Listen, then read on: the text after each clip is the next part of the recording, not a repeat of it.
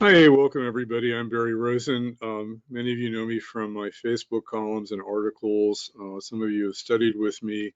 What we're doing today is the first class of my health, longevity, and death class. What I do actually is, I used to be a college professor, and the first day of class, there are things you have to go through, but they're very real, and we need to know them. So today is actually a first class because it's really kind of core material. So we will get some knowledge, but we'll also give you the kind of an ocean and a drop. We'll give you some highlights from other lessons in the class that will be beginning live on May the 10th.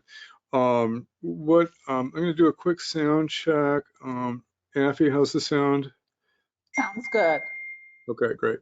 I am going to keep you muted because it's hard to kind of get through this material and get a lot of questions. There will be times when I will pause the presentation and take questions. I do appreciate the questions that are about the material. I get sometimes people say, I've got Mars in the 8th house. What does that mean? It's really kind of out of context. I can't see the rest of the chart. So please, I would prefer not to have those kind of questions. You can always actually sign up for a reading or email me. So I will pause at times. Sometimes it's hard for me to kind of moderate the question basket here. You can put in questions in the chat boxes, but it's and I will look at them. And sometimes they're hard to moderate. So during breaks, I'll look to see if I can answer your questions. So let me tell you a little bit about what about myself. So I can most of you know me on Facebook under Barry Rosen, Astro-Yoga, Spiritual Astrology, Judge's Current Social Network. I'm on a number of different channels. My website is appliedvedicastrology.com. And many of you have been there. There's a section on class courses there. You can look at appliedvedicastrology.com. You can email me at swford@gmail.com. And I do take texts on Facebook also, and that seems to work. Let me tell you a little bit about myself. I've been involved in Vedic astrology since 1987. I've studied with many teachers. I've got stationary Jupiter in the 8th house in Gemini and Purna, and a lot of this has been kind of like past life memory for me. It's just kind of come back, and that's helped me learn this very difficult material. And I've had a lot of helpers along the way also. And as you know, Vedic astrology is kind of like an ocean. I always tell people you can't really explore every bit of the ocean because it's impossible, but you can become the ocean. So I have like 40 or 45 years of meditation, been a meditation teacher, yoga, Ayurvedic, been involved in Ayurveda since 1983. I've been teaching Vedic astrology classes online now for about 5 or 6 years. I've specialized in mundane and financial astrology, but I've kind of moved on more from that, although I'm kind of trying to get back to it because the need of the times is kind of calling me to get back to that. I've been writing columns predicting about COVID. I probably don't want to talk too much about that. You can kind of see what I've been saying and on my Facebook site. But this class has kind of come up as kind of a need of the time because people are interested in this subject. I've always been, as a Scorpio rising, I've always been fascinated by death anyway. And there's no such thing as death, actually. It's like taking off an old coat. And if you study people like Elizabeth Kubler-Ross, who have interviewed people that were dying on the operating table and then were revived, they give all these beautiful accounts. And it's important to kind of have that knowledge too. I probably in lesson 12, I'll probably pull some of that in. But I think it's important to, not fear death. And I think it's useful to know your longevity. The old astrologers, Chakrapani did my chart in 1985. He said, you're going to live till 88. And I think that was comforting to know. And a lot of the techniques for doing that have been lost and are not taught now. So we will have a lesson on calculating longevity in the class, because I think it's useful to know. And it's very important because, like, Boris Johnson went in the hospital with COVID a couple weeks ago, and the astrologers were saying, is he going to die? Da, da, da. And if you ran his longevity, it would suggest that he's going to have a life into the 70s, and he's not there yet. So it was easy to predict that he was going to make a recovery, which he did. So sometimes it's useful to kind of understand that, and that's why we have the longevity and death part of the class, later on. And I've been wanting to teach this class for a long time, and it just seemed I was going to do it next year, and now it just kind of came up. And it's kind of an endless topic because we'll certainly have a part 2 at some point. I always begin my classes with some Vedic prayers. As Vedic astrology goes back to the tradition of Vedic priests who were kind of the doctors of the villages, and it's the ability to kind of tap into that energy, which is important for healing. Like I said, you can't know all the ocean, but you can become the ocean, and then the answers come when you do the Vedic astrological prayers. So let's start with some. It's good to remove your shoes sometimes during these prayers out of respect. Just slip them off. Om Asatoma Sadgamaya Tamasoma Jyotirgamaya Mrityoma Amritam Gamaya. Om Shanti Shanti Shanti. Om Ganeshaya Namaha, Om Ganeshaya Namaha, Om Ganeshaya Namaha. Om Ganapatiye Namaha, Om Ganapatiye Namaha, Om Ganapatiye Namaha. Vakritunda Mahakaya, Suryakoti Samaprabha, Nirvigyam Karame Deva, Sarvakareshi Sarvada. Jnanamulam Guru Murti, Pujamulam Guru Padam, Mantramulam Guru Vakyam, Mokshamulam Guru Kripa. Sahana Bhavatu, Sahano Bhunaktu, Sahaviryam Karvavahai, Tejasvinavatitamasttu, Ma Vivishai Om Shanti Shanti Shanti. Om Aditaye Samaye Mangalai Buddhaye Cha, Guru Shukra Shani Bischa, Rahave Ketave Namaha. Honoring the great ones, Lord Krishna, Goddess Saraswati, Goddess of Wisdom, Vedivyasa, recognized as the Veda and my holy tradition, going back to Brahmananda Saraswati. It's my spiritual tradition. Many great teachers that I've had, particularly honoring Sanjay Roth, Camilla Sutton, Bill Levesey, and Robert Koch, but many more. Some people have signed up for the class. So the class actually runs May 10th. This is the first lesson. The class 2 will be on May the 10th. Live classes are going to be 2 to 4 p.m. Central Daylight Time on Sundays. And so you've got a few weeks to kind of sign up. I do have a discount of $249 if you sign up by next week. And if you need a payment plan, we're all kind of in an interesting time here. I mean, I've been very blessed because my work has held up, but I understand everybody's in very different situations. So just email me about your situation if you need a payment plan or if you need some support. I'm there. Again, I do this because it's my passion. My classes run $20 a class on average. And if you look around, I mean, there are people charging 2 and 5 times as much. So I do it because it's my passion. I luckily earn enough money in other ways to, offer these classes. So you can read the syllabus online. It's but we do have a number of topics. I have a lesson on chakras. I have a lesson on subtle influences in the charts that people don't study too much, called the 64th Navamsha, the 22nd Drekana. There's an indicator in Vedic astrology called Mritra Bharga, based on certain degrees in the chart that shows up and may kick in a kind of a health impetus. There are Varga charts that give you more information about health that are important, like the Drekana chart, the D3, the Trimshamsha, the D30. We have to learn how to time health through dashas, and we have to learn principles of longevity and Marakas. Maraka houses are like the 2nd and the 7th houses. And there are other techniques for timing death from Jaimini astrology, like Narayana Shula Dasha, that we'll take a look at. And then doing some kind of interesting esoteric work with understanding types of deaths, natural and unexpected deaths, suicides, murders, assassinations, and escapes from death. And then obviously we'll have to spend some time with some case studies and understanding life after death. So very rich course.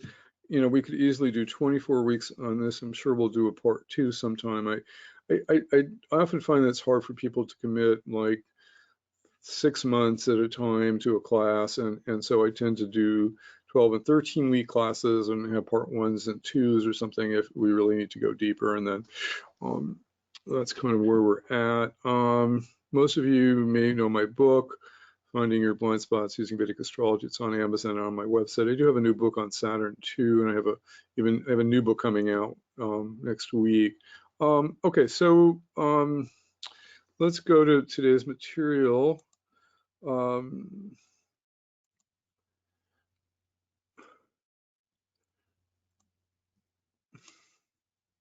This is actually the first lesson.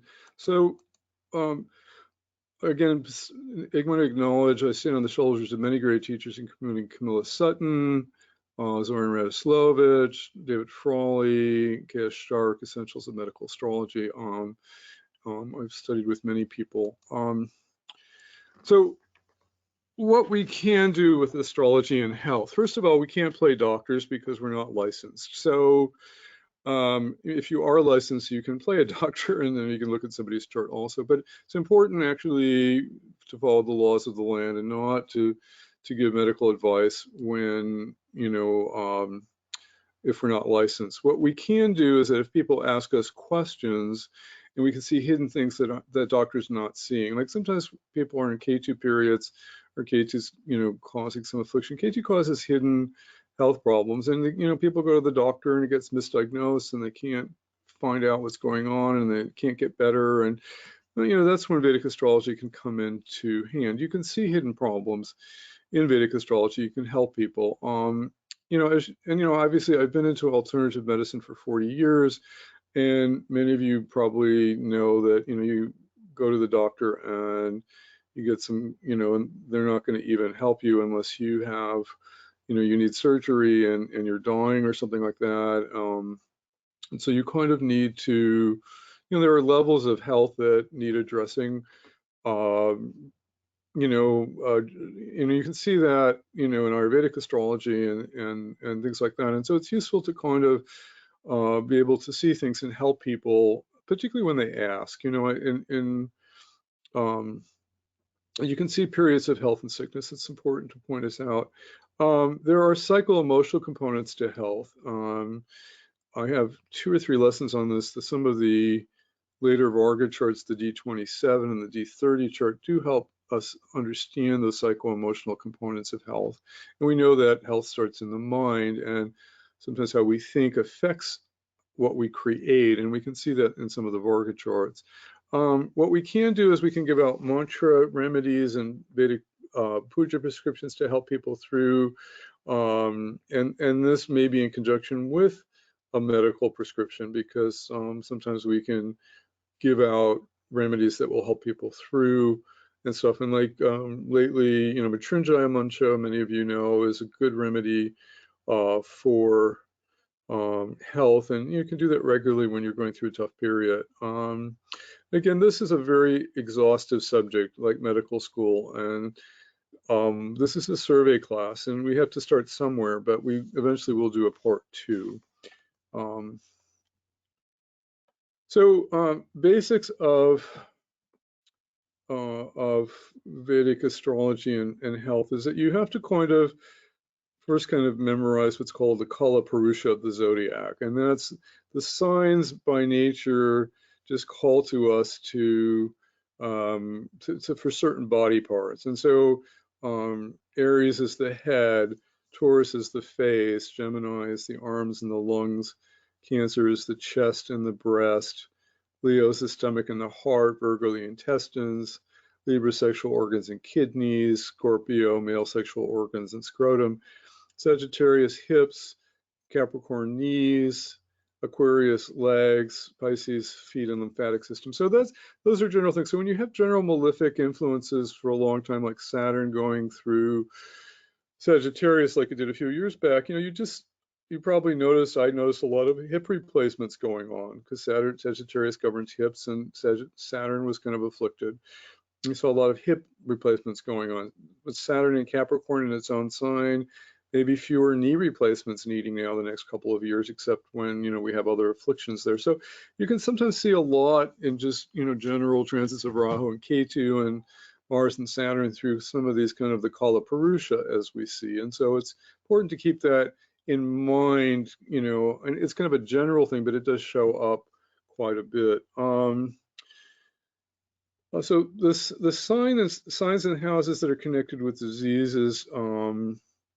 So we can say Aries in the first house, which Aries is the first sign of the zodiac, can bring up fevers, headaches, brain disorders, strokes, brain bleeding, skull and head injuries.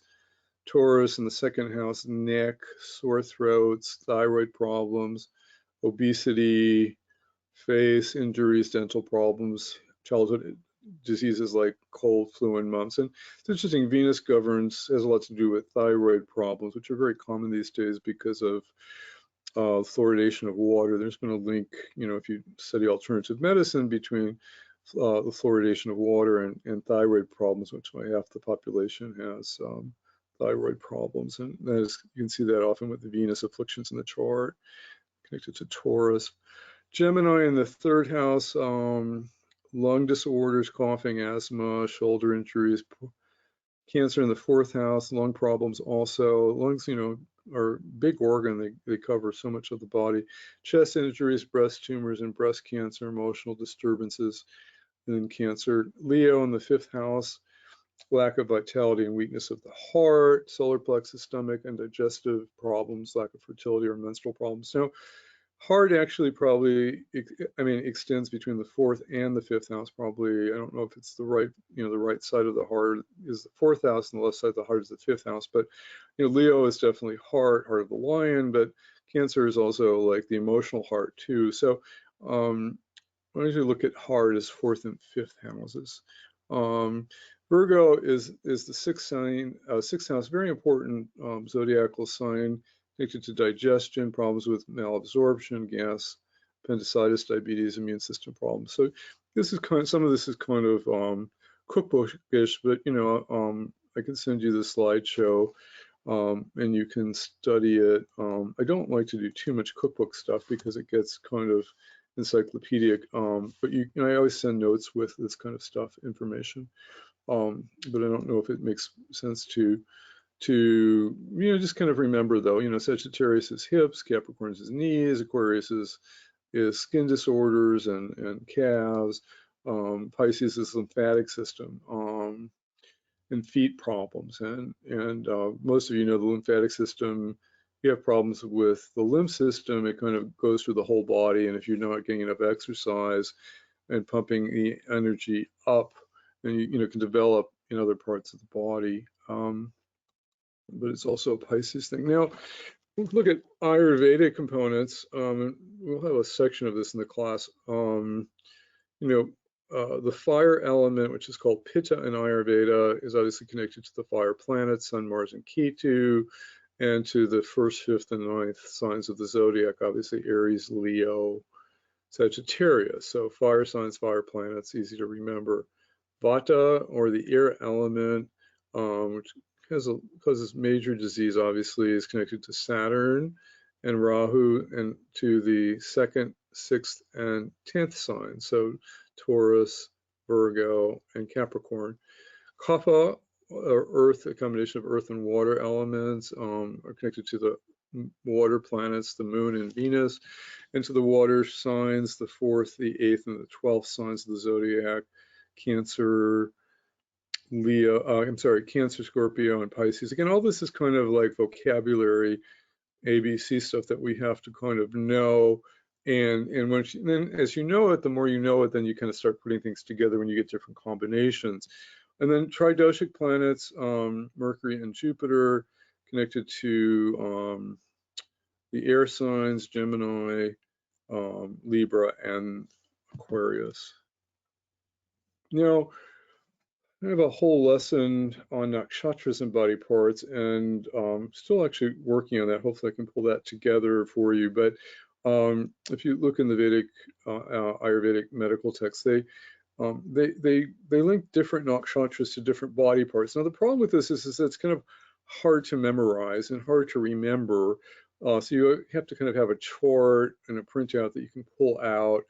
I mean, Ashvini knees, it's really kind of hard to kind of even get a grasp of that. So you have to memorize this stuff, or you have to kind of, you know, pull out a handy duty chart. But obviously, you know, the way nakshatras work with health is pretty complicated and probably really belongs in our more part 2 class. But it's kind of fascinating. Swati and teeth, Mugga and the nose, you know, Chitra and the forehead. It's just stuff that you can't remember. I never can remember it. Mula and feet. I mean, who would think? But Vishaka upper limb. So you can see these maps and things in our Ayurvedic texts, and then really learning how to diagnose and work with it is kind of advanced material. So now, obviously, with health, we always look at the first house because the first house in the Rashi chart, in the natal chart, represents the physical body.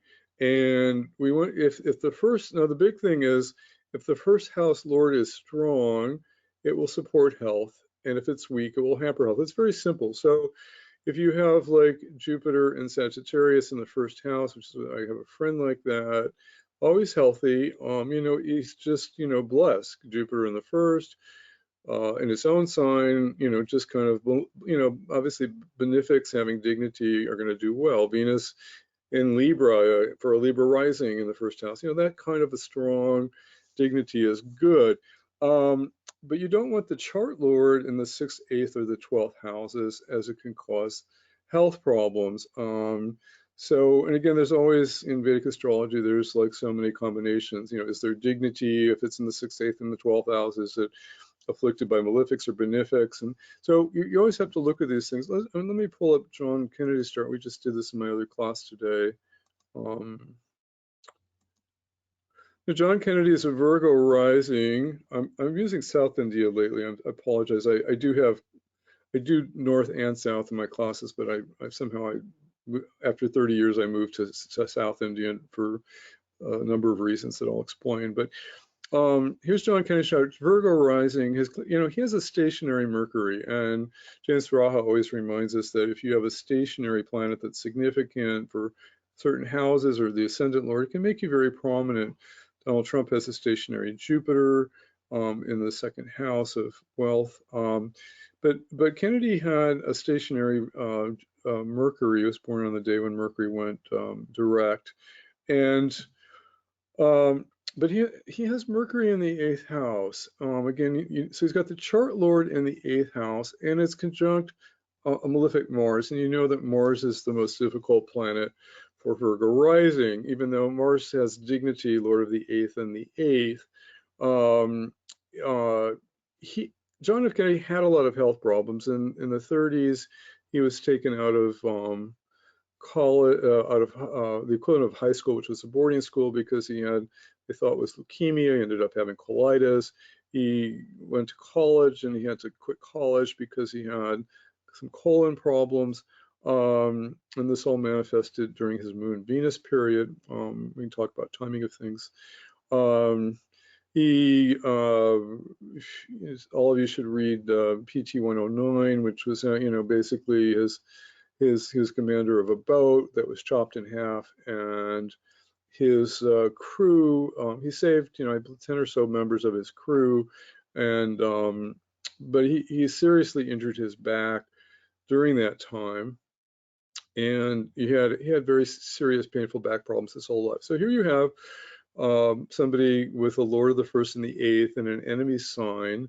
You know, he has long-term health problems. He didn't have a long life.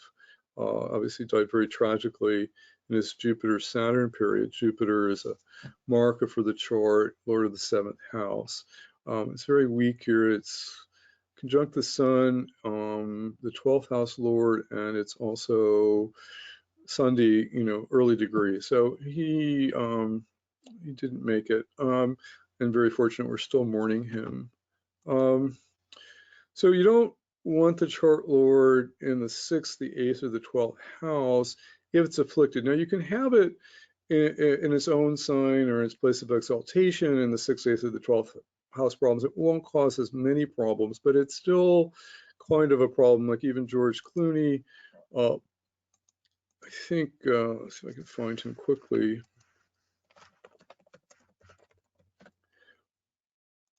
I love George Clooney's chart.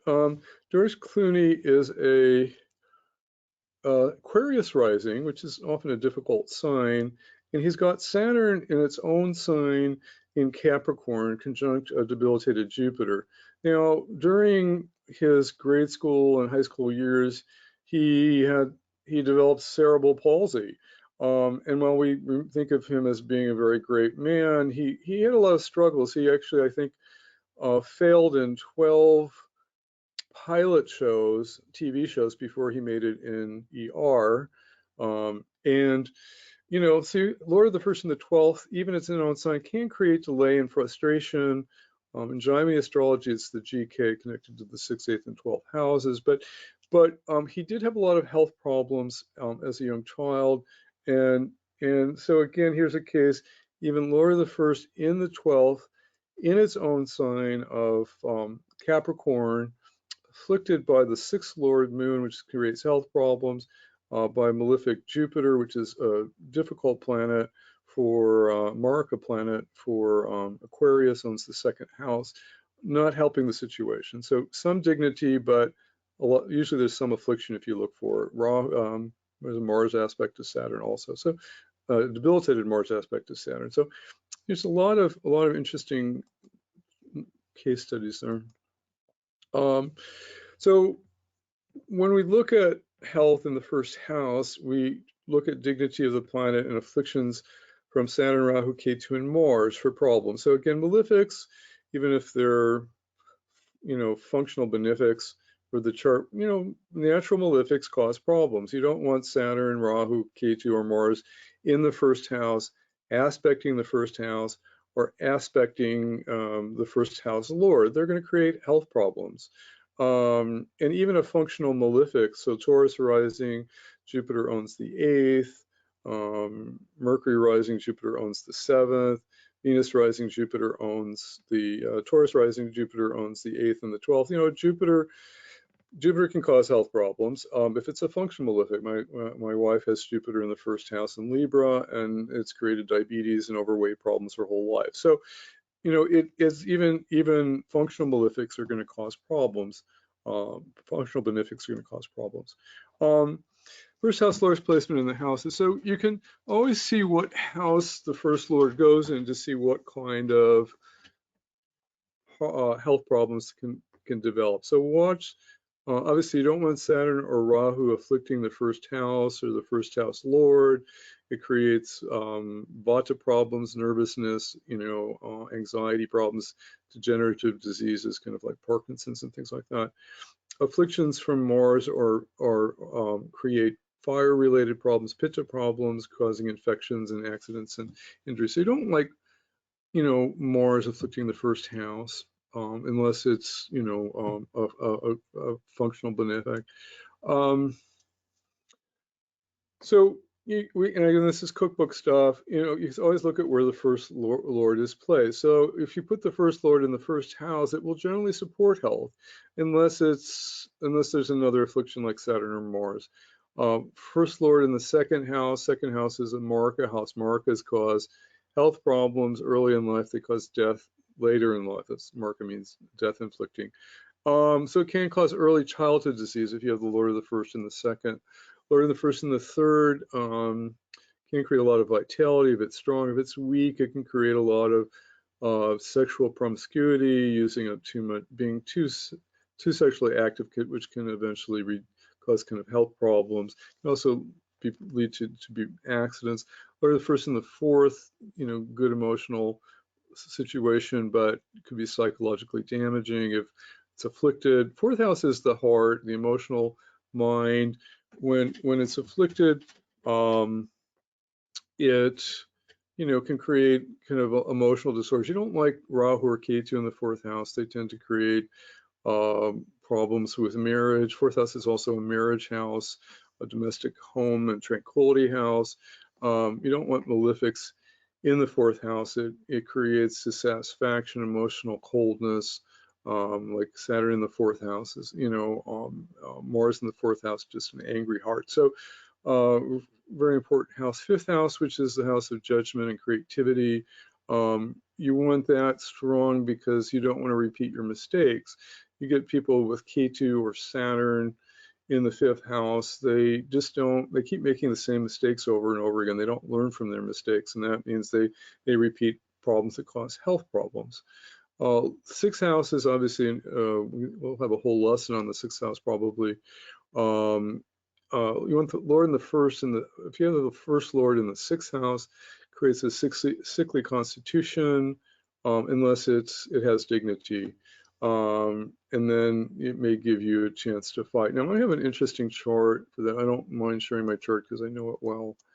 I'm Scorpio rising. I've got Mars in the sixth house in Aries, and I have Mars aspecting its own sun. I'm actually ruled by Ketu because of some advanced rules in Jaimini astrology, but so I have the first lord in the eighth. It's protected by Jupiter. So having the first lord in the eighth creates health problems. Even the secondary first lord, Mars in Aries, it's strong, but it's aspected by an exalted Saturn from the 12th. And it's also in what's called a difficult degree called Mitrabarga. Turns out the 19th degree of Aries is a vulnerable degree for Mars. And it's also kind of in the nakshatra of Venus, which is a Maraka, the 7th lord and the 12th lord.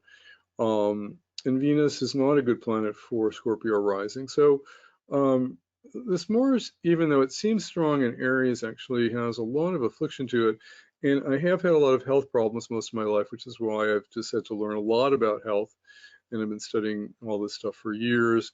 And during my Mars dasha, I actually was almost going to the doctor every week. I had, Mars in its own sign in Aries had the strength to defeat problems, and I had really good health practitioners because Sun is the card for doctors. I have Sun in the fifth. It's very strong in my chart. I was always very lucky in attracting good health practitioners that would help me, but I was always kind of battling. But I would always triumph in my battle. So that's how that Mars is working in my chart. Lord of the first and the seventh. You don't want the first Lord in the seventh. You usually don't want anything in the seventh. The seventh is a Maraka house. Seventh house represents sunset. Many planets in the seventh house tend to be weak, and they can cause relationship problems too. But there's always exceptions, based on dignity and things like that. But generally, first Lord in the seventh is a problem. First Lord in the eighth we don't like either. It can if it's if it's not strong, it's going to lead one to be prone to acute illnesses and accidents, and may impact longevity. Again, we have to remember before you start building up this, I have this horrible chart, I'm going to die. There's always some benefic influence. So you've got Jupiter or Venus or Mercury, and any of the benefics aspecting the first lord or the first house, they're going to support health. It could happen through other associations. It could be, if the first lord is in the eighth house, but it's in a Jupiter nakshatra or a Venus nakshatra or a Mercury nakshatra, that may offset and lift it up. So most of the time, if we look closely in the chart, you have to, know a lot of Jyotish, you'll find some offsetting support, and so it's not like, and people always want to think the worst, I'm going to die, and especially the energy that's going on. It's not like that. You can't really live your life like that. First Lord in the ninth, usually, good placement for health. First Lord in the 10th, career orientation. First Lord in the 11th. Now the 11th house is, everybody learns in Jyotish is it's the house of fulfillment of desires. It's a good house. Yes and no. When you really study the 11th house, we find out the 11th house is 6 from the 6. So the 11th house is also a health house, like the 6th house lord. So it can lead to health issues. It can lead to fulfillment of desires and stuff like that, but also 11th house lord can cause health issues when it's placed. 12th lord, you know, 12th house can create, or the first and the 12th, low vitality, chronic fatigue, depression. Again, and like all these things, you know, Jyotish is always like 1,000 shades of gray. You know, sometimes you get blacks, sometimes you get whites. Usually, you get a lot of grays. So, you know, let's say you get Venus in Libra in the 1st house. You know, it's a pretty kind of white situation. It's unafflicted by any malefics. It's, you know, in the D9 chart. You know, your health's going to be just super, right? But most of the time you get Venus in Mars is nakshatra of Tritra, and Mars is in the 8th house, and in the D9 chart, Venus is in the 12th house in Virgo, and so you know there's always like you have to always look closely to see what's really going on, and when you do that, there are usually some beneficial things happening, and there's usually some dark things that you don't really want to know about happening, but life is kind of mixed, you know. So malefics are a problem with health, obviously. Saturn is the big one. It causes long-term degeneration, decay, and death. Mars causes injuries and accidents, quick, short things, burns sometimes. Rahu is like Saturn. It disturbs the mind more. You get psychotic problems and psychological problems from Rahu and the nodes. Ketu. Sun is kind of a mild malefic. It may cause burns or real kind of minor problems. And again, it's always kind of like the least malefic of the certain signs will have more of a problem with it. Moon could be a minor malefic if it's waning, or if it's a new moon. So you don't, new moons are always a problem in chart, and then moon is connected to things like lung problems and breathing problems, and pneumonia is often connected to the moon. So that, you know, and the lungs. So I know that's kind of a topic that's up. It doesn't mean everybody who has a weak moon is going to get COVID. It means, you know, are you in a period for, you know, are you in a difficult period for health? Is your moon very weak? Is your rising sign weak? You know, do you have any benefic aspects protecting you? You know, so there's so many things that you have to look at. And for the most part, please do not take anything I say and start thinking I'm going to die. I have the worst chart for health. It's not like that. There's always some grace. So Jupiter and Venus are benefics like Mercury, and if they give a kapha influence, they help support health. And so, like I said, you get a Jupiter aspect on the 1st house or on the 1st house lord. Same thing with Venus. You know, it can really give you a boost for health if it's the right rising sign.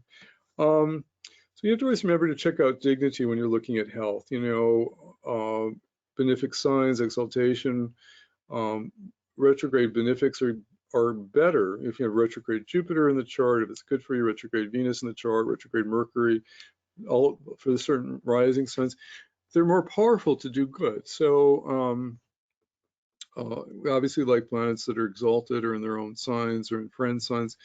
We don't like debilitated planets. They're going to cause health problems. We don't like malefic planets that are too strong. People think, oh, Mars is in Capricorn, it's exalted. Well, if you're you know, if you're the wrong rising sign, that malefic Mars is stronger. People don't understand that when malefics are exalted, they have more power to do harm depending on the rising sign. And I had a friend, even who's Sagittarius rising, you think Mars and Jupiter are friends, but he had an exalted Mars in the 2nd house, which meant it aspected the 8th house, and he developed a tumor in his 8th house area of his private parts, and you know, it really ruined his life. And it was Mars for Sag rising often rules the 12th house. So you know, you can kind of you have to remember that exalted malefics cause problems. In fact, I had another friend, unfortunately, who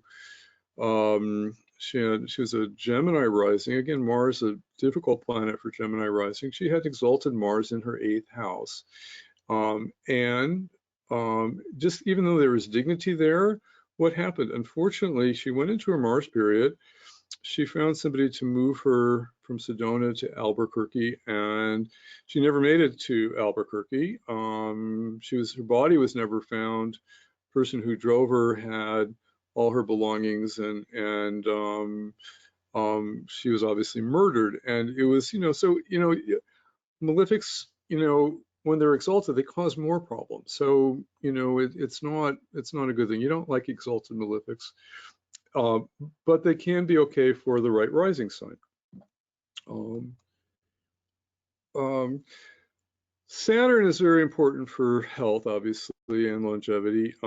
Saturn kicks in at 70 years old for everybody. There are these things called Nagasari dashas. I mean, we have these kind of life cycles. Like everybody between 0 and 1 is ruled by the moon, and then between 2 and 4 is ruled by Mars, the terrible twos, and between 4 and 12 we're ruled by Mercury when the intellect's developing and we're a student, and then Venus kicks in at age 12 to 30 when we suddenly get interested in relationship and want to develop, be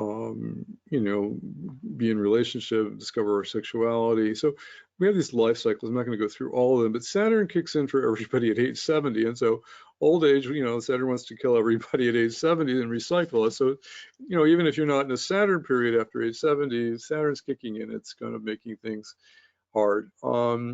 Saturn can cause depression, constipation, dryness, buildup of toxins. It creates numbness, sometimes spasms, tremors, and pain. Saturn's the karka for pain. When you're having pain, it's usually Saturn somehow.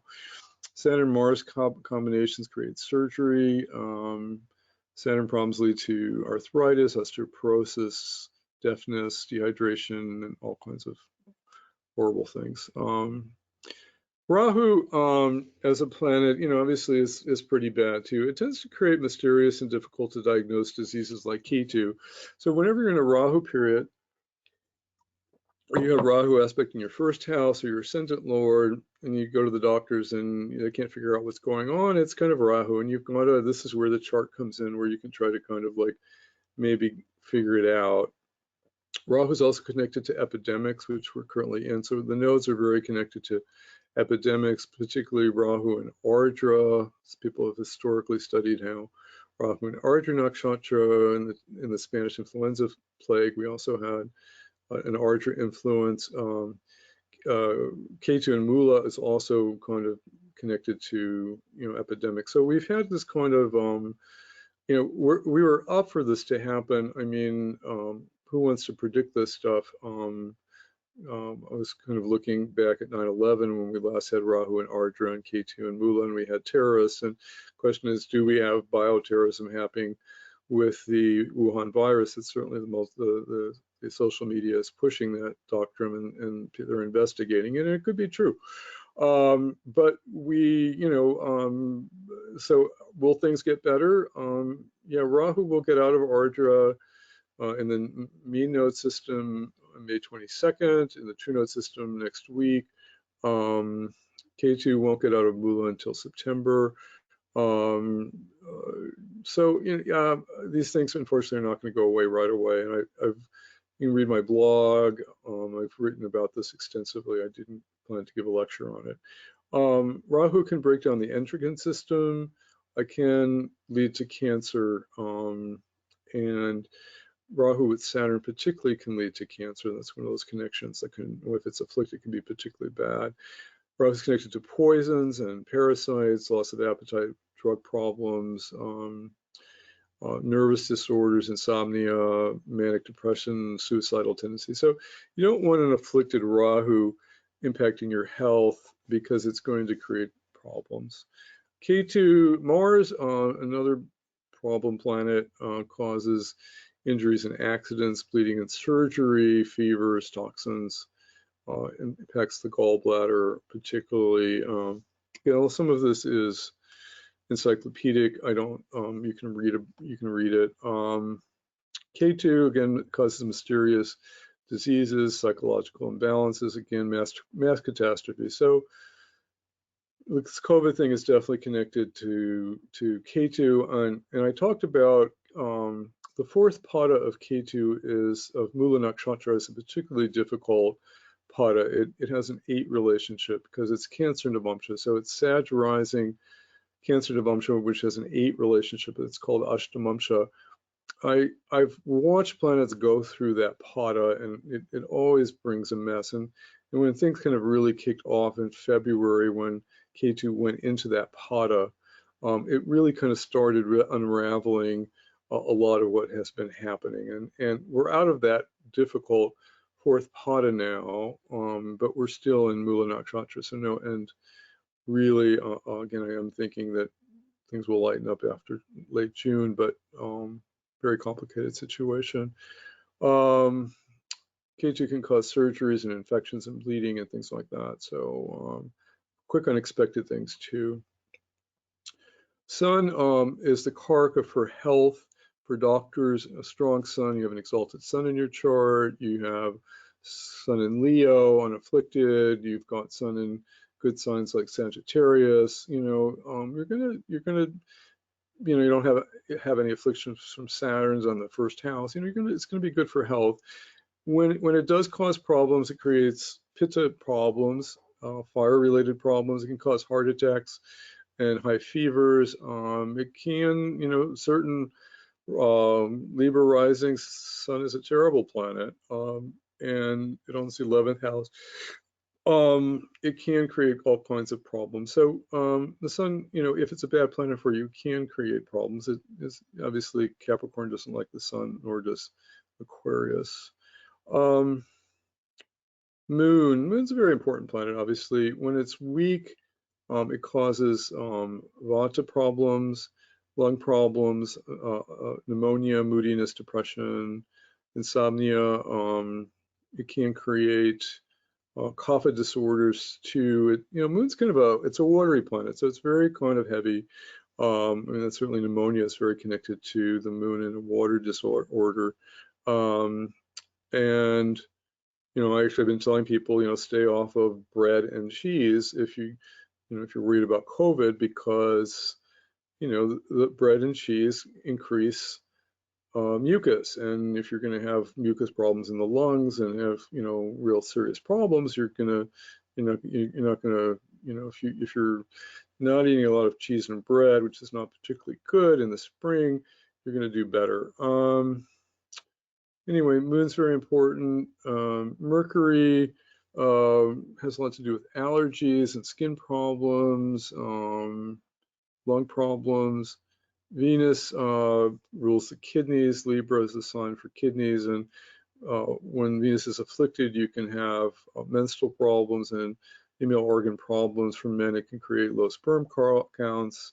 Venus will give good health and vitality, but if it's strong, I have a weak Venus in my chart. I've got Venus in the 3rd house, which is not particularly the best place for it. It's in the friend sign of Saturn. It's in exchanging signs with an exalted Saturn. When Saturn went into Libra on my first Saturn return, I had about 10 kidney stones in about 10 months. And so Libra is connected to kidneys. Saturn is kind of hard and cold. And, you know, I didn't really know very much. That was a wake-up call for me to start studying health. And that's what happened. As a result, I got healthy and I needed a magnesium supplement. But it was this Venus-Saturn exchange of signs between the 3rd and the 12th was not good for my kidneys. Libra governs kidneys, the exalted Saturn there. I said exalted malefics cause problems. I mean, you know, and you know, it's just problem. The retrograde may help it a little bit, actually. It slowed it down a little bit, but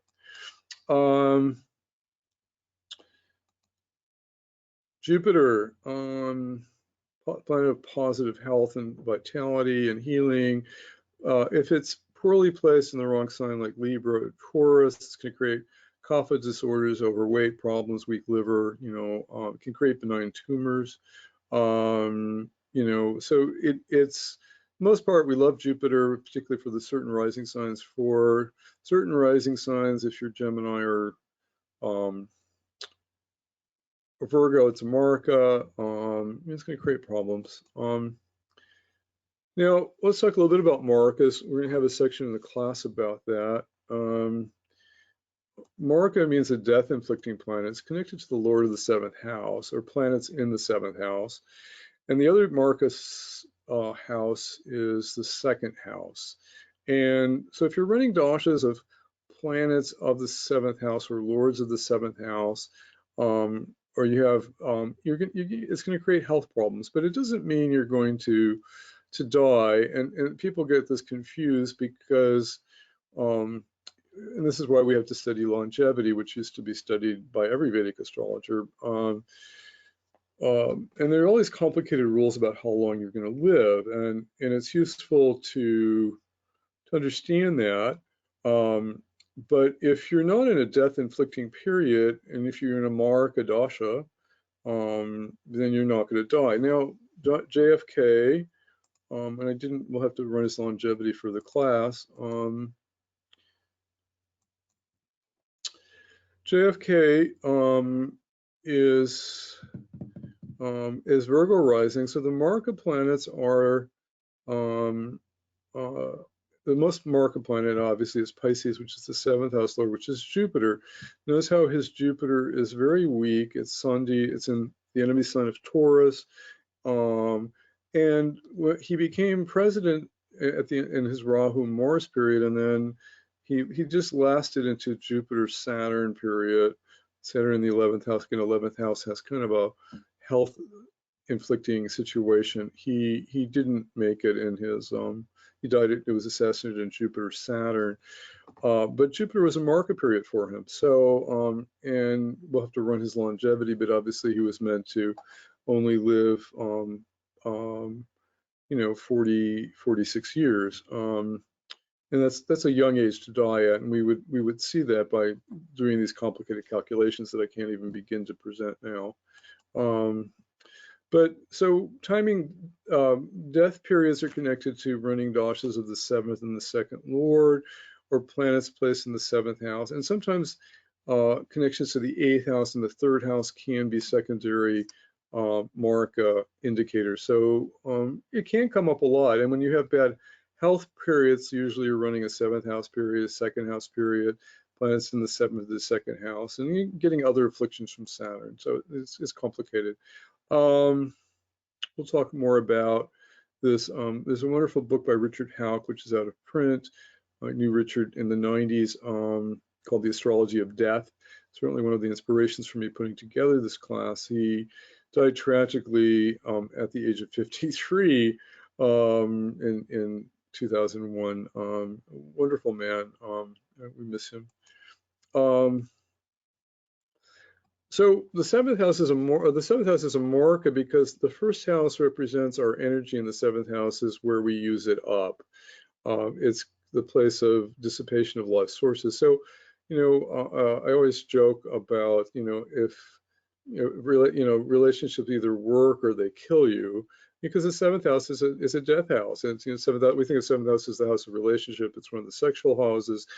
If we do too much sexual energy, which happens to some people, we use up a lot of our life force and our ojas, and it weakens our immune system.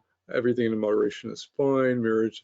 Sex and marriage is wonderful. You get people that can't control themselves, and it does lead to illness. And that's why seventh house can be a problem if we get too over sexed in the wrong way.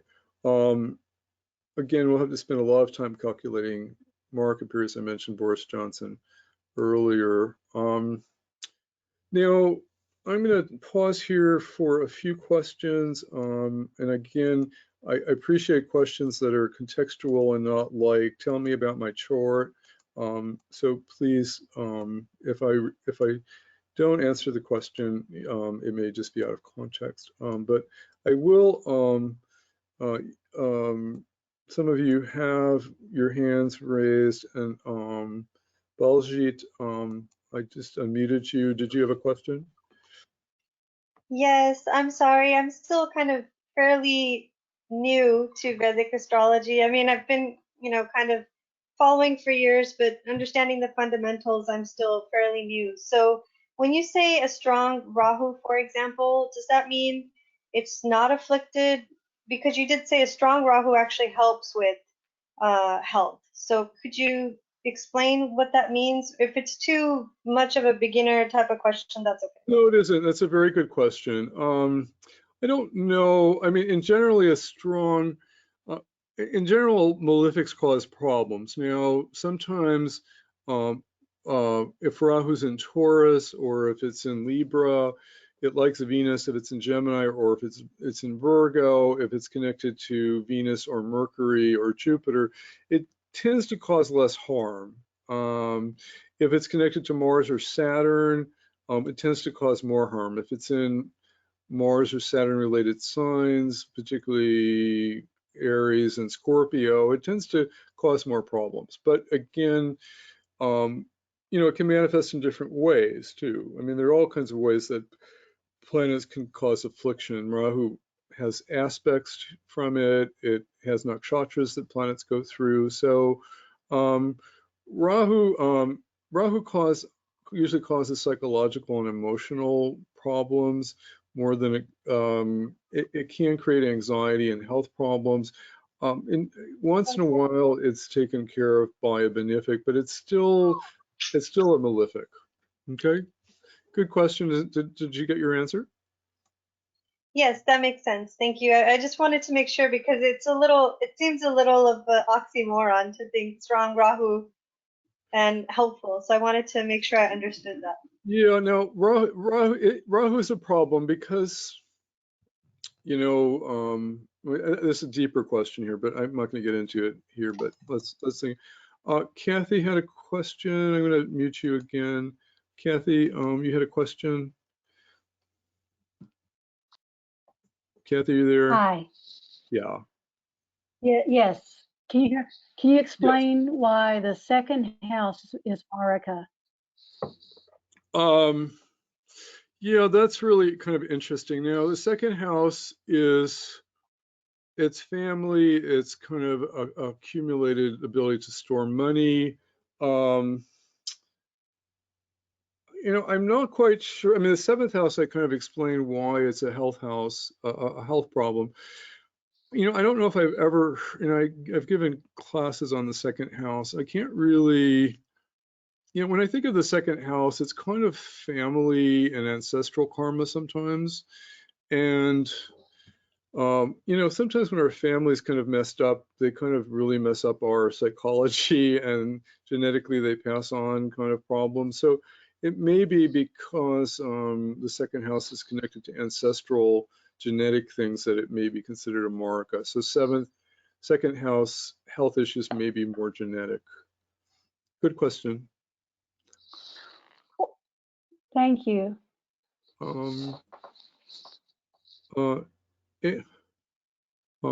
Hassan, I think I've got. Did you have a question?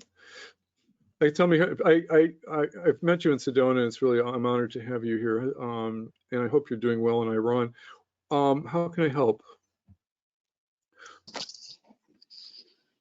Oh, you may not be the person I'm thinking of, but go ahead. Hi, it's Jasmine actually. Yeah, I'm a student and a friend of Ehsan's. Okay. So the question that I had was related to Ardra. We mentioned that it's related to hair, but I guess my question is if it manages and is related to the respiratory system too.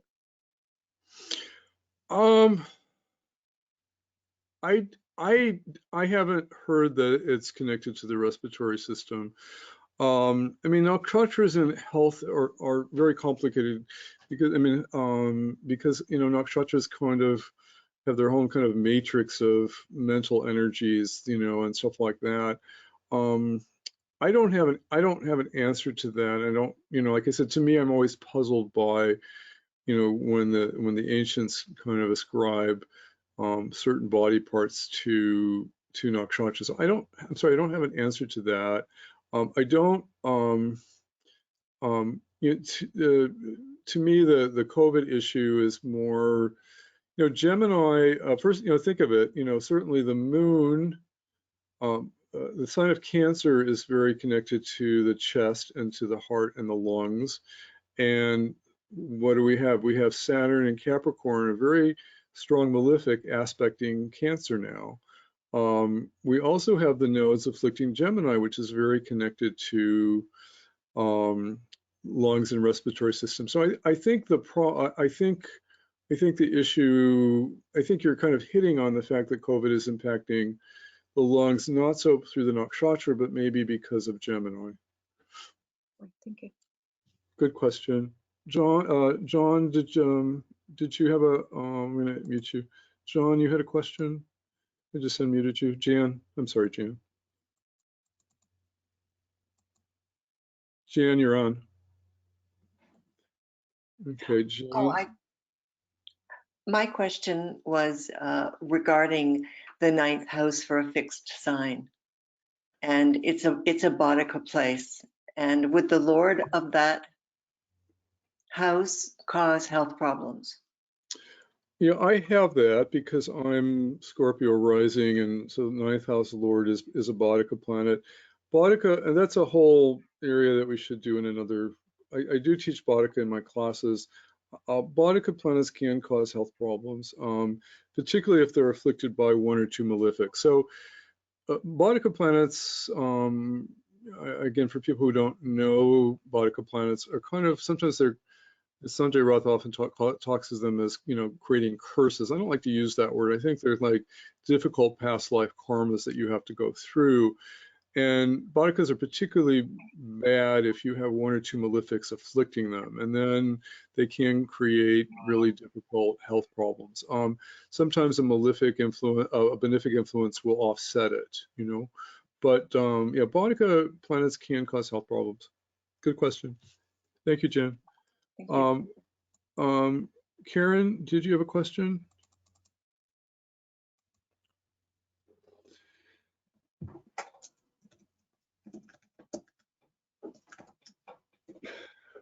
You're unmuted now, Karen. Oh, okay. No, thank you. I was just helping to shine some light on the 2nd house Maraka question. Thank you. Go ahead. What have you heard about that? Well, I don't know that I remember hearing anything, but just that 8th house is aspecting 7 away from it, which is the classic house of death. So I'm guessing that plays into part of why it's considered a death house, the 2nd house. Right. Yeah. Thank you. That's a good reminder. Thank you, Karen. That was great. No worries. Yeah. Good. And then one final question from Seema, who seems to be offline now, so maybe she's not there to answer a live question. Okay, so I'm going to go back, put you back all on mute here, and go back to our talk.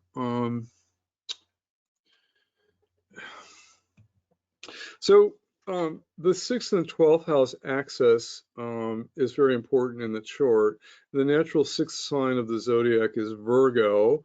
And so Virgo is very important for health. I mean, it's obviously the sign of health and service, but actually it turns out if you have planets in Virgo, it can impact health. And you always have to look at Virgo when you're looking at health because it's the 6th, connected to the 6th sign of the zodiac, which is like the 6th house. Now, the reason this is true is that in Ayurveda, the 6th house is the colon.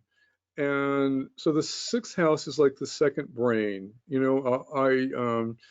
If you study Ayurveda, they always are into keeping your colon clean because health starts in the colon. So if you don't do regular kind of bosties or enemas or things to clean out your colon, and you accumulate a lot of toxins in there, it creates health problems. So that's why 6th house Virgo is very important.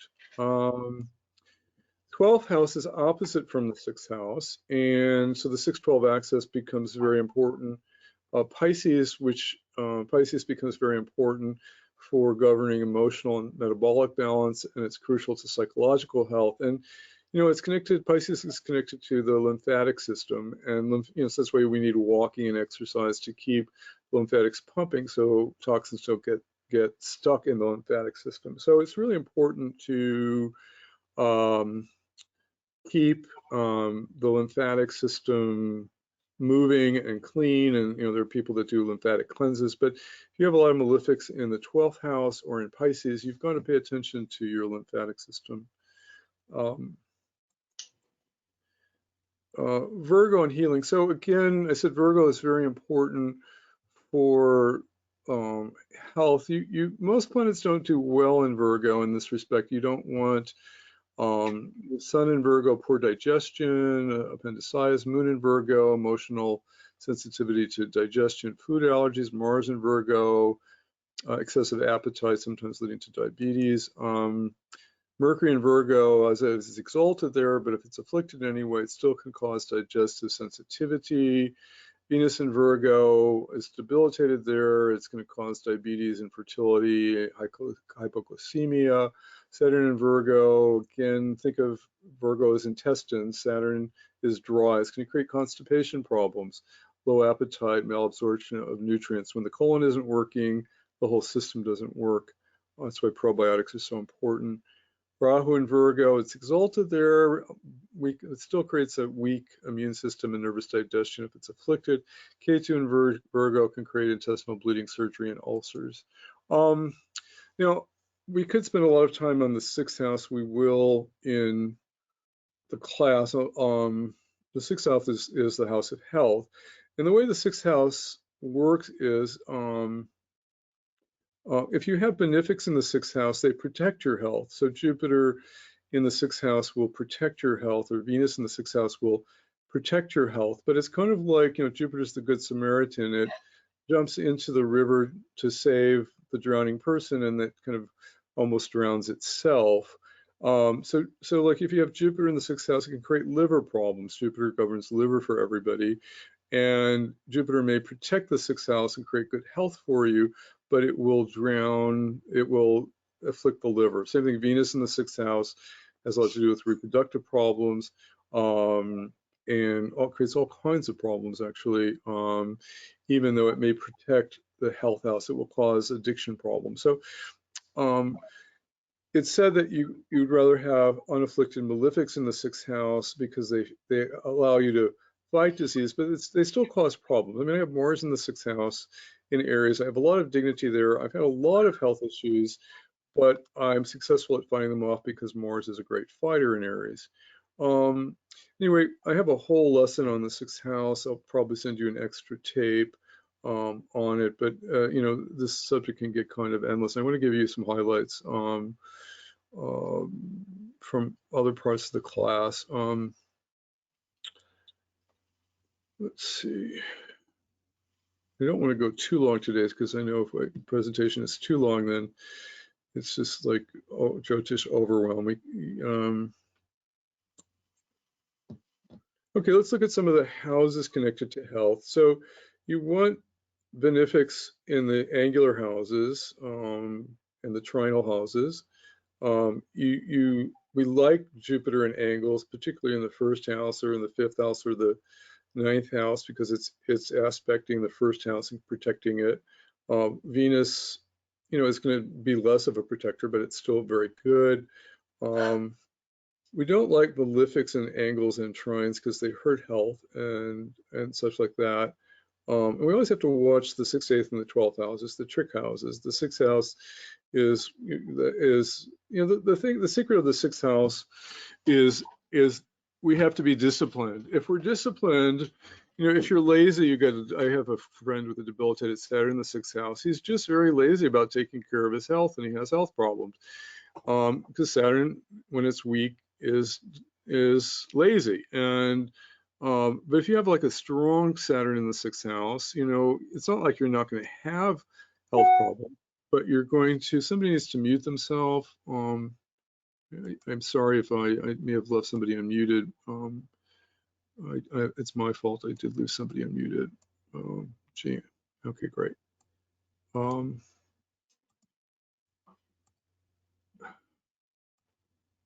So the secret of the 6th house is you have to be disciplined. If you take care of diet and exercise, then you overcome health problems. If you're lazy, if you get into addictions, which are connected to the 6th house, then you develop health problems, but you can overcome the 6th house problems. The 8th house problems are more congenital. They're more acute problems. They may surprise you and suddenly take you to the hospital. 12th house problems sometimes require hospitalization, and they create weakness and debility. But just because you have a planet in the 12th house doesn't mean you're going to have a problem. When is it going to manifest? What dasha it's going to manifest? It's very dependable on many factors. Lords of the 6th, 8th, and the 12th and their aspects cause health issues. So we always have to look at the trick planets as causing health problems. Lords of the 3rd and the 11th can also cause health problems.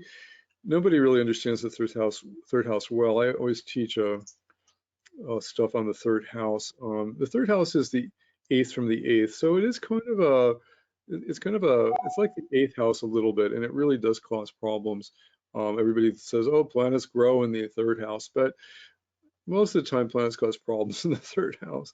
And again, planets in the 2nd and the 7th house can cause problems too. So there's a lot of things that can cause health problems. But again, if your chart lord is strong, if it's got benefic associations, even by nakshatra, if there's dignity even in the D9 chart for the chart lord, you can overcome your health issues, or you're protected. So there are a lot of ways that health is protected in the chart.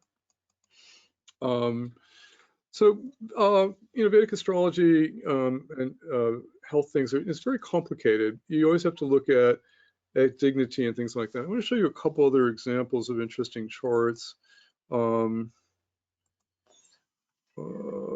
Christopher Reeves, Superman. I had the tragic riding accident and was paralyzed, and then went on to found all these foundations to support people. Now, look at his rising sign. It's 25 degrees Cancer in Ashlesha Nakshatra, which is usually kind of a difficult nakshatra, but Ketu is like minutes away from his rising sign. Ketu causes unexpected accidents and things like that. So you've got Ketu conjunct the ascendant. It's going to put Rahu right on the 7th house cusp. So very kind of powerful there. He had his accident in his Sun Rahu period. So you can see how Rahu in the 7th house is a Maraka, and Rahu is a planet in a Maraka house. He wasn't killed in the accident.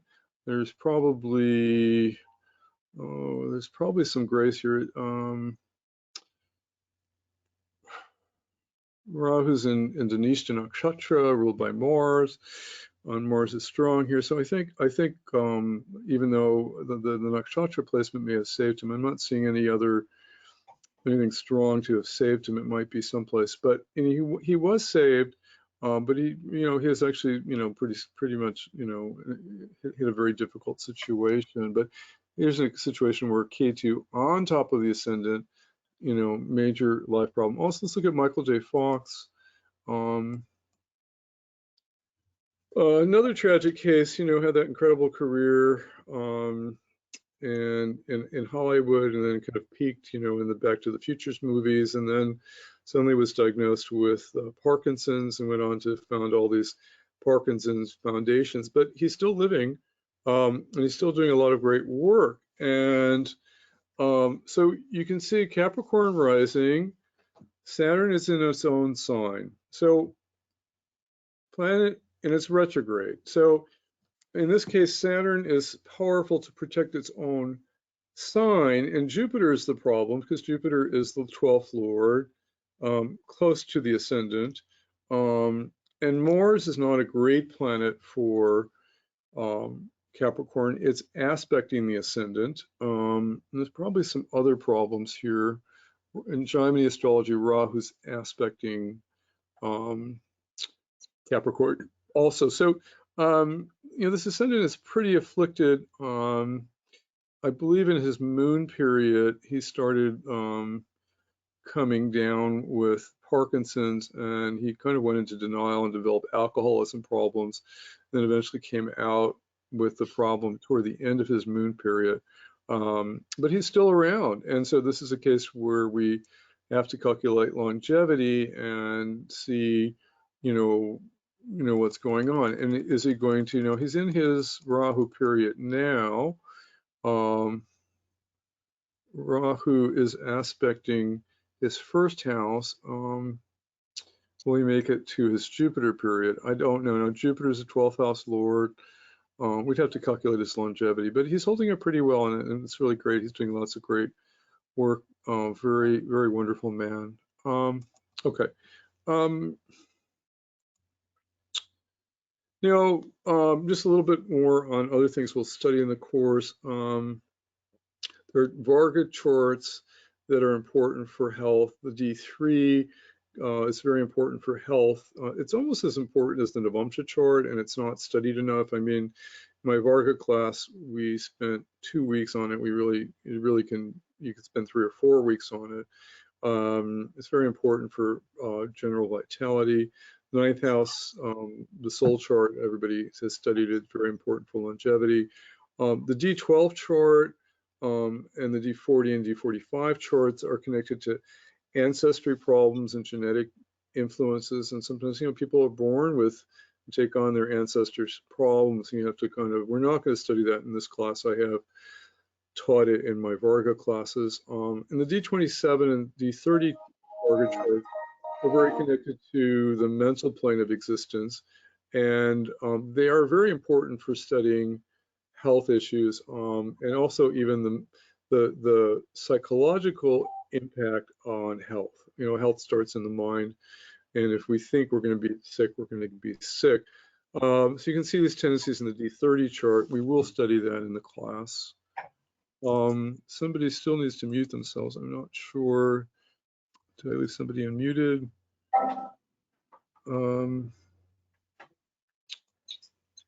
I don't know. If somebody has their mic on, could they please mute themselves? I'm not seeing who that is, but it is important. I will take a quick question here before I go into some more material. Rayanne, did you have a question? I'll unmute you now. Hi, Barry. Hi. In your chart on Virgo, you didn't list Jupiter. And I wondered if, I know Jupiter is not in good dignity in Virgo. Is that why? What is Jupiter in Virgo is my question. Jupiter is usually liver problems, but when Jupiter is afflicted, it usually creates liver problems or diabetes or blood sugar problems and things like that. Yeah. Thank you. Okay. Okay, so now the other, I have a bonus tape. Sometimes what I do is if I've recorded a really good tape in a previous class, I'll send you an extra tape to listen to where you get some bonus material besides the live classes. I have a great tape I did on mental, emotional, physiological connections and how they kind of manifest. It's kind of like Vedic psychology. And, it's just because life exists in layers. I'll tell you a story. A friend of mine had K2 in the 4th house. And if you know anything about K2, it causes an undiagnosable problem. So K2 in the 4th house, he was having this car problem. 4th house is also vehicles. And he had this car problem. He kept taking it to mechanics and nobody could figure it out. And then what happened was, finally found a mechanic that kind of found out he had a hidden valve problem, which is really interesting. At the same time, his medical doctor found out that he had like a valve problem in his heart. He had to have heart surgery. And K2 in the 4th house is mother. And when mother is, when you have K2 in the 4th house, you don't feel like mother is there. And he grew up with mother not being there or feeling mother was absent. So it seemed like the emotional body was crying out and saying, you're not looking and trying to heal your relationship with mother. So I'm going to afflict your physical heart. And if your doctor's not seeing it yet, then I'm going to create a valve problem in your car. And so I feel like life sometimes has this multiple symbolic level, and we can study Vedic astrology and see these kind of multiple influences. It's quite fascinating. I did a tape on it I believe I uploaded to my Patreon channel for people to view, but we'll give it to you as a bonus chart. And it's quite fascinating to study charts in this way, because there is a connection between, you know, the causal body, the mental body, which you can see in the G30 chart, the emotional body, which you can often see in the 4th house and in some of the other charts, and the physical body. So it's quite fascinating. So there are these kind of multiple levels of symbolism, and I'll go through this in the class. Just for example, obviously, head and Mars and Aries are all connected, right? So Aries shows us what we how we are recognized. If we have problems with any of these areas, our hair starts falling out. Let's say we have baldness or something like that. We may be feeling that we're not appreciated or we're not recognized. You know, Aries wants attention, its ego, it wants to shine. If we're balding and our hair is falling out, it's kind of an emblematic feeling that we're not recognized. So there's all this kind of multi-level stuff that goes on in our life, and it's quite fascinating. I've got a whole lesson on it. It's a bonus tape. We might do it live. I don't think I have time, but I'm going to give it to you as a bonus lesson. And then we have to study how to time diseases through dashas and transits. We have a lesson on that. And we have a lot of stuff on the 6th house, which is the major health house, and also some of the 8th house and the 12th house. And this material gets kind of endless, and I don't want to burn you out today. And I've actually, this is my 2nd class today. So, this material is very fascinating. We have a lesson on Drekana and the D3, and how you can see different body parts and how they're afflicted in different parts of the body. So I'm going to, I didn't want to go a full 2 hours. My classes are usually 2 hours. I usually wear people out if I talk 2 hours. I will take some final questions here. If you're interested in the class, you can email me. You can sign up online under courses at Applied Vedic Astrology. So class starts May 10th live. So you have some time to get ready for that. You know, everybody's some people are in better financial situation than others. If you have special needs, you can email me. I can set up payment programs. Sometimes I can set up other situations for you. Again, I don't make my living teaching these classes. I wish I could, but I'm passionate about my teaching. You can tell that from my lectures. But it's something I have to do just because it's my deepest life purpose. So there is an early bird discount of $249 if you sign up by the 27th, which is I think a week from Monday. And again, if you're the course fee is $295. Again, I run about $25 a class. Again, if you need some support, payment plans or something, let me know. But I love teaching and love to have you. And Affy, can you share your experience with me teaching with my classes? So Barry is well, I'm going to start out by being general. Barry is an excellent teacher. I've learned a lot. I've been studying under Barry for, I think, 2 years, maybe a little bit longer. He has a lot of knowledge. He has a lot of information. He's very organized. He knows how to teach and convey and communicate information in a way that each student can understand. He cares about his students. I have studied under other Vedic astrologers who are not as caring and compassionate as Barry is. Let's see, he's super smart, and he's very supportive too. He's very supportive and he's very generous in his teaching. And I know that there are Vedic astrologers who are like to keep certain information hidden, but he's very generous in his sharing of information. And I can't tell you this would be the best class, and he's a great teacher. Take advantage of it as long as he's teaching. Thank you, Effie. That was very kind of you. It's hard for me to do my own testimonial, so I actually, if you get to know me, I'm pretty humble with that Saturn aspect on my Mars. I've got some other questions here. Kathy, I just unmuted you. I'm trying to unmute you here. Kathy, I just unmuted you. That Kathy was Casey. the previous question you answered. Okay. That was the previous question. You already answered it. Thank you. Okay, great. Deanna, do you have a question? You can take control of the mic. It is. No, I don't think I had a question. I was just responding to the question about why is the second house a Maraka?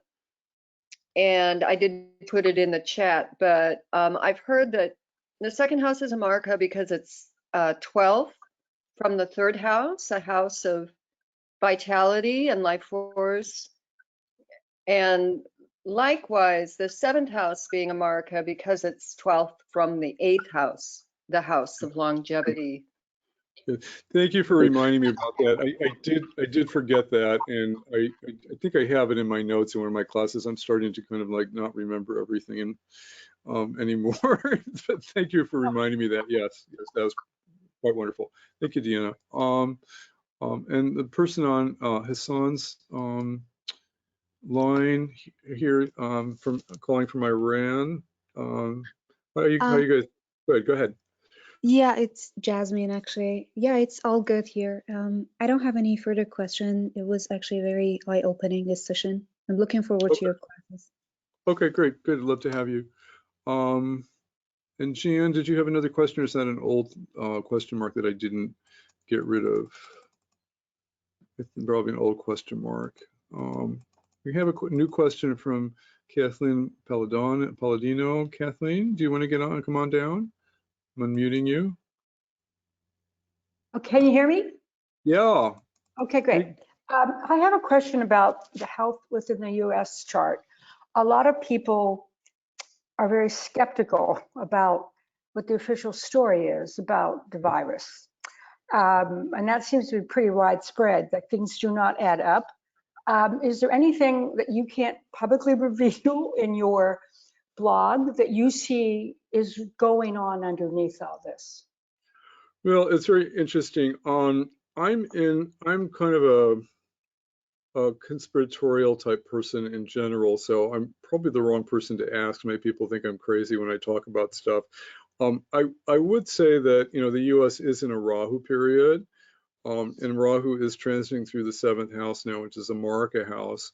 And Ketu's going through the 1st house.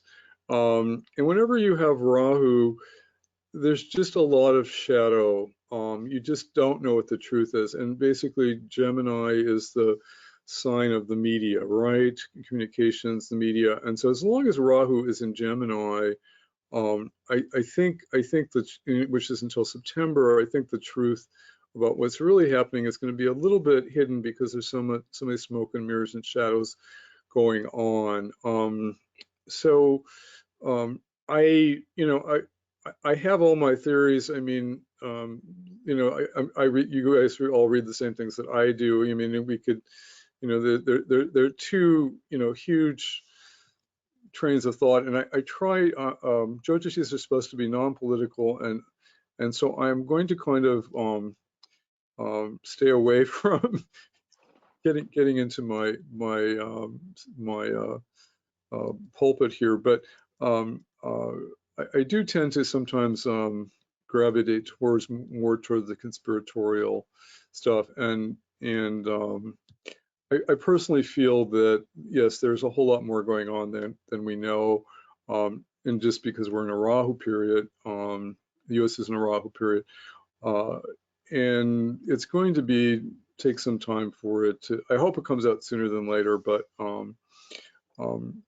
what really scares me is, if you've written my blog, is people don't pay attention to Pluto. I'm in Ayurvedic astrology. Pluto governs mass psychology, mass hysteria, and the Western astrologers for a long time have thought Pluto was in Capricorn, and they've been writing about all this kind of dark stuff. And for the most part, it hasn't happened. But Saturn did go into sidereal Capricorn. Pluto did go into sidereal Capricorn in early February, and that's kind of when things started really kind of kicking off with the hysteria and people hoarding toilet paper and people getting hysterical and stuff like that. And the good news is that Pluto retrogrades out of Capricorn for 6 months in late June 29th to December 31st, and I think that'll give us a breath of fresh air. And Jupiter will go into Sag, and that will help us get retrograde back into Sagittarius, and will also help us get the truth. But when I list all these videos, and we kind of have a fight going on between the light forces and the dark forces, and it's up to us to see who's going to win, through our good deeds, through our meditation, through our positive thinking, and by being practical. And part of me is kind of revolutionary and says you can go out and protest. I don't know. Sometimes I think that helps. Sometimes it's also scary. So but the bottom line is the world is changing dramatically. Epidemics cause massive social, economic upheavals, and there's no doubt that that's happening. And ultimately, God has a plan, and it has to be good. There's a lot of things that need to be cleaned up, and the process will be messy. Did I answer your question? Yes, I had just read a Facebook post, but someone said his karma is on hold, and that collectively it's like our karmas are on hold in a sense. Would that show up in our chart? So there's this thing called Shiva's curse, which means that we do have, we can only, the best astrologers can be 70%, because the world has free will. Does the U.S. keep up the military-industrial complex and keep destroying, cultures, and receive bad karma from that? There's free will. Do we change and start helping the world like we did in World War II? It's a big question. There's free will there. There's free will with the people who are, pushing vaccines and certain agendas. Are, some of these could help, some of these could harm. If you know the history of swine flu in 1976, President Ford pushed through this vaccine that wasn't well tested. A lot of people got Epstein-Barr syndrome, or Barr's Epstein some major complication as a result. So, we're all in this huge kind of transition, and I wish, I had a definitive answer for you, but I feel like, are we as a collective people going to rise to the occasion, or are leaders going to rise to the occasion? It's undetermined. I hope it comes out well. We have Pluto going back into Capricorn for 20 years, starting December 31st. So we better get it right. Mm-hmm. Barry, Pluto going into Capricorn, wouldn't that mean that something about organized religions are also going to change, where people are going to move away from the control of some organized religion into not individual but collective spirituality? Yeah, that's a beautiful thought. You would think Pluto and Sagittarius would be kind of the power mongers of, the Vatican and sometimes the fundamentalist organized religions. They've had more power with Pluto in Sagittarius, and you would think they're going to lose it in Capricorn. Good, beautiful thought. Okay, other questions? Karen, I think I got your question last time. Suresh Khan, let me unmute you. You have a question? Hi, hi Barry. This is Suresh. Thank you for this session. I'm very new here. I just registered for this session to know a little bit, but I don't know anything about the astrology. So is it recommended to join the course and sit through it, or you recommend some prerequisite before Okay. I join? Okay. Good. Good question. Yeah. I do have on my website under courses. I have some class. I have some foundation classes, foundations 1 and 2. You do need to know, and there's actually going to be a foundations 3 coming up this fall. This class has been intended for people who have some background in Vedic astrology, because there's a certain language that we use in terms, and so I would recommend that you take, if you want to study astrology, you can take my foundation classes. Some of them are live, some of them are recorded. You can study them at your own time. I have my current Foundations 1 class on sale for $195 now. It's, I think, 16 or 17 lessons. It's just about planets and signs. It's very deep. Even people who actually study Vedic astrology are amazed how deep my work is there, because I think we need to go really deep with everything. So I would suggest maybe starting there, and then you could pick up this class on video later, or if I teach it again live. Good question. Thank you. Thank you. Thank you. Okay, Final Jeopardy answer is, what's the color of Washington's white horse? How many Chinese pots in a dozen? Anyway, it's been an honor kind of working with you all today. Again, it's one of my favorite things. I've been wanting to teach this class kind of forever, and I just finally just decided, like, okay, everybody's interested, you know, this is the only thing that people really care about. Maybe it's time to kind of teach it now. So that's why I had it scheduled for next year, and I just moved it up. Shoot. And I'll again leave you with my contact information. So you will get a copy of this videotape. Afterwards, go to webinar. We'll send you a copy of the video. You can forward it to a friend. You can listen to it again. It will have information on how to contact me by email at barry2@appliedvedicastrology.com. And if you're listening to this tape for the first time because you missed the live presentation, you will also get some information in the mail at some point. So any final comments? We can end with a final prayer again, which we desperately need here. Let's do the closing hymn, which I love so much. This is a very ancient Sanskrit prayer about bringing the darkness to the light.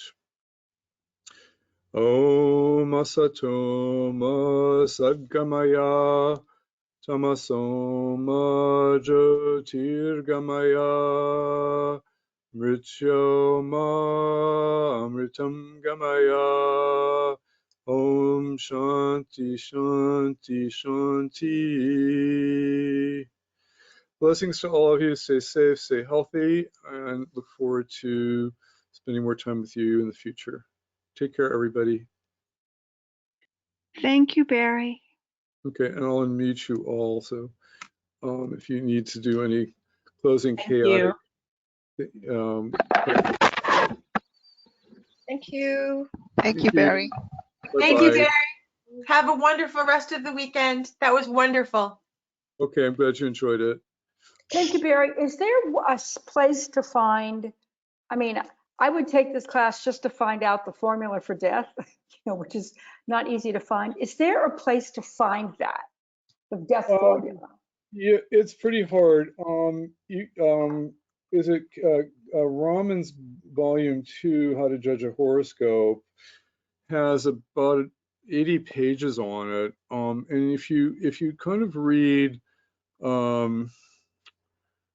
if you read all these Indian texts, they're usually pretty hard to understand. And part of my mission is always trying to translate all these difficult things into English for people. But I think volume 2 of Raman's How to Judge a Horoscope has a chapter on the 8th house, and most of it is on longevity. Okay, great, thank you. You should write a book on that. He wrote a whole book on all the houses, actually, but he's got a chapter on the 8th house in that book, which is the house of longevity. Yeah. But you know, it's such a taboo subject that I think that, I mean, I've tried to find it. And I think if you were able to publish something, I think it would be very popular because it's so taboo usually to talk about it.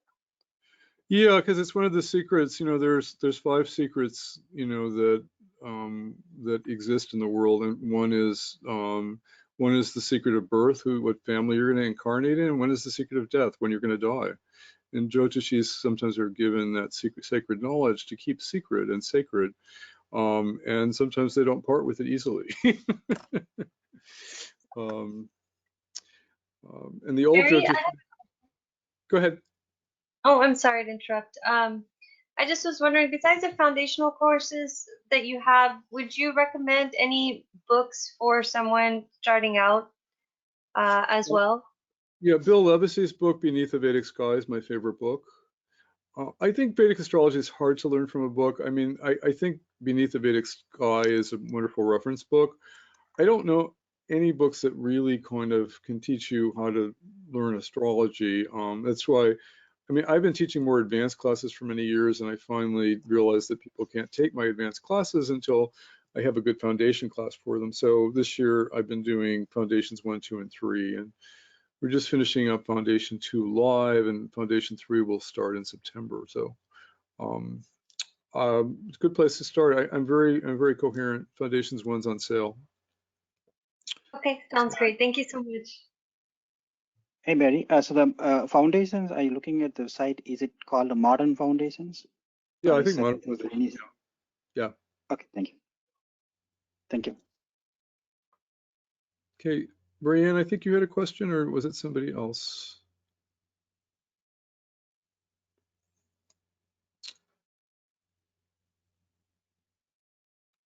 Okay. The final answer is have a great evening, everybody. Brianne, did you have a question? No, no, thank you. Okay, hope you're doing well. I am. Good. We live in a very interesting time. We certainly do. Thanks so Okay. much for this. It was great. Okay, bye-bye. Bye-bye. I'm ending officially. Have a great evening. Bye-bye, thank you.